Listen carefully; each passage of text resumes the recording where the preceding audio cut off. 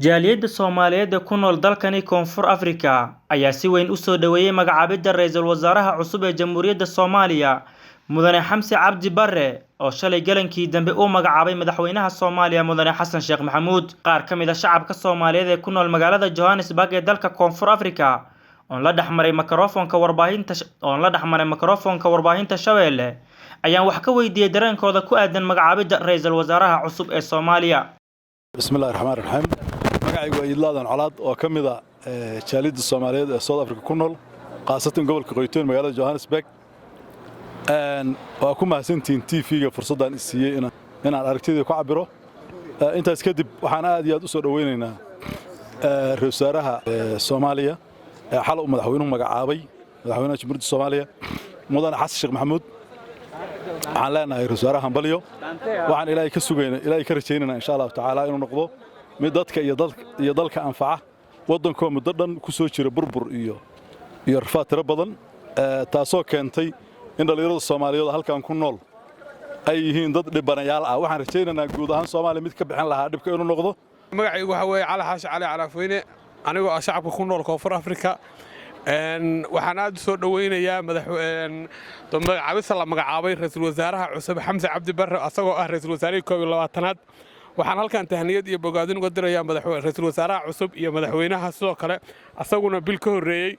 insha Allah tacaala waxaan rajaynaynaa kii lagu aayo oo dalka iyo dadkaba iyo diintaba anfacay inuu noqdo mid Soomaali isu keenay inuu noqdo kana dhabeeyo orahdii ahayd Soomaali oo heshiisa oo dunida la heshiisa.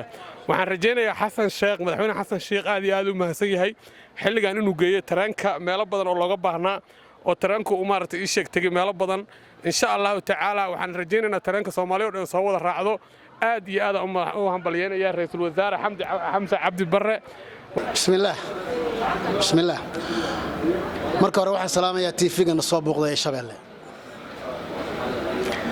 marka labaad waxaan soo dhaweynaa ra'iisul wasaaraha madaxweynaha waxaana ka midnahay taageerayaashooda.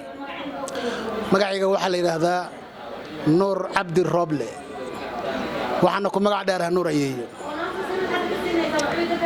maadaama aan reer Johannesburg waa soo dhaweynaa madaxweynaha iyo ra'iisul wasaaraha dadkana waxaan leenahay ra'iisul wasaarihiina madaxweynihiina soo dhaweeya wanaaga ku taageera kula taliya naga dhaafa jaafajiqa iyo cuncda maalin walba wadaan. dawladdii hore ee tagtana waxaan leenahay thank you very much waad mahadsantahay waxaad soo qabatay. tanna waxaan leenahay rajo wanaagsan baan inaka qabnaa wax wanaagsan noo qabta noona muujiya. assalaamu calaykum waraxmatullahi wabarakaatuh. bismillaah magacaygu waa Mahdi Sheekeeye isla markaasna ku nool dalka Koonfur Afrika qaasatan magaalada Johannesburg.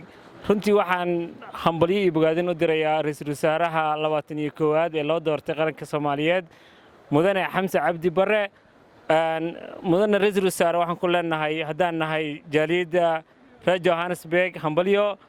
dabcan xalay iyo habeen horeba jaaliyaddu si aad iyo aad ay u dabaaldegeen marka waxaan ku leenahay Ilaahay ha ka dhigo kii dalkan iyo dadkaba anfaca isla markaasna qarankiisa u noqdo lafdhabar aan marnaba la qiyaasi karin. runtii ra'iisul wasaare waxaan ku leenahay hambalyo. السلام عليكم شباب TV magacaygu saddexan waxa waaye Cali Xuseen Xagaf Abakar oo jooga South Africa. hadda fikirkeyga ka dhiibta halkan madaxweynaha ra'iisul wasaaraha cusub oo shalay la magacaabay horta waa nin aad khibrad u leh oo kana soo jeeda Jubbaland. madaxweyne Xasan Sheekh waa mahadsan yahay hadduu ra'iisul wasaare fiican oo soo xulay waana soo dhaweeyna. xamsana waxa uu maleeyahay nin isbedel keeni karo oo maaragtay si fiican loo soo dhaweeyay dal iyo dibadba intaba waa laga soo dhaweeyay waana maaragtay nin wax qabadkiisa aad u fiican yahay oo hore ka soo shaqeeyay hadda ka hor maamulka Jubbaland la soo shaqeeyay wax badan soo qabtay howlo badan soo qabtay. marka ninka hadda waa nin oo siyaasadda muddo ku soo jiray wadankana aana meel uga bixin maadaama nin wadanka aana meel uga bixin oo hanaankiisana si fiican ula socdo oo khibrad u leh si oo maaragtay heshiisiinta wax badan ka soo shaqeeyay waana soo dhaweeynaa ninkaas waa nin oo wanaagsan. السلام عليكم ورحمة الله وبركاته. magacaygu waa Cabdiqaadir Al Xuseen jooga dalkan Koonfur Afrika.